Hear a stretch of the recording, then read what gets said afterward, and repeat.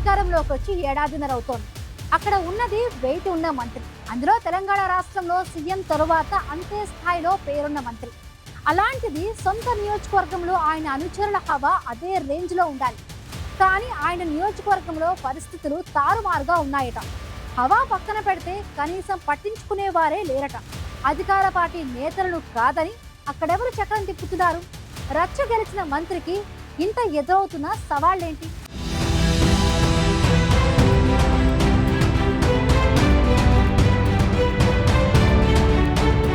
మంథని నియోజకవర్గం రాజకీయ చైతన్యమున్న ప్రాంతం. ఇక్కడి రాజకీయాలు విభిన్నంగా ఉంటాయి. పెద్దపల్లి జిల్లాలోని మంథని నియోజకవర్గ పరిధిలోని దాదాపు అన్ని గ్రామాల్లో హస్తం హవానే కొనసాగుతున్నా పెద్దగా అభివృద్ధి కనబడడం లేదనే టాక్ నడుస్తోంది. నాయకుడు ఉన్నత స్థాయిలో ఉన్నా పేరు గొప్ప ఊరు దిబ్బ అన్నట్లే ఉందట మంథని నియోజకవర్గం. మంథని నుంచి గెలిచి మంత్రిగా ఉన్నారు శ్రీధర్ బాబు. అన్ని పనులు ఆయనే చేస్తారని ముఖ్యమంత్రి కూడా చాలా సందర్భాల్లో కొనియాడారు. మా నాయకుడు చాలా గొప్పవాడని చెప్పుకుంటారు మంథని కార్యకర్తలు కూడా. అయితే కార్యకర్తల ఆనందమంతా ఇప్పుడు అక్కడ ఆవిరైపోయిందట. 10 ఏళ్ల పాటు పార్టీ కోసం పనిచేసిన వారికి ప్రాధాన్యం దక్కడం లేదట. పార్టీలోనే ఉన్న ఓ లీడర్ అణగదొక్కే ప్రయత్నం చేస్తున్నారనేది మంథని కాంగ్రెస్ కార్యకర్తల ఆవేదన.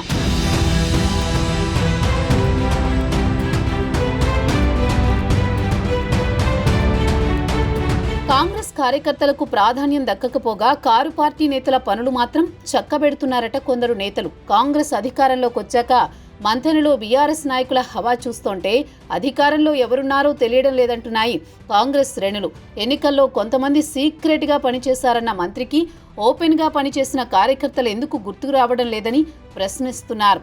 కాంగ్రెస్ ఇంటిపోరు ఇలా ఉంటే మంథని నిరుద్యోగులకు మంత్రిగా ఉన్న శ్రీధర్ బాబు ఎన్ని ఉద్యోగాలు పెట్టించారో చెప్పాలని బీఆర్ఎస్ మాజీ ఎమ్మెల్యే పుట్టా మధు బహిరంగ సవాల్ విసిరారు.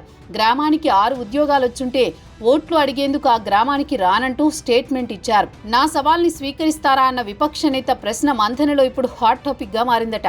మంత్రి అనుచర వర్గం నుంచి కౌంటర్ లేకపోవడం అధికార పార్టీ కార్యకర్తలను ఆశ్చర్యపరుస్తోంది.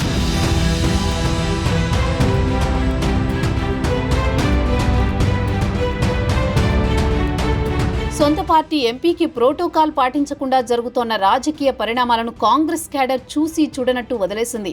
రాజకీయాలు ఏవైనా కావచ్చు కానీ ప్రోటోకాల్ తప్పనిసరి అంటూ బీఆర్ఎస్ నేత పుట్టా మధు కాంగ్రెస్ ఎంపీకి జరిగిన అవమానంపై స్పందించడం కాంగ్రెస్ పార్టీలో చర్చకు తెరలేపింది. కాంగ్రెస్ పార్టీపై ఓడిపోయిన కారు పార్టీ నేతకు కాంగ్రెస్ కార్యకర్తలే మద్దతు తెలపడం ఈ ఎపిసోడ్లో ఇంట్రెస్టింగ్ ఎలిమెంట్.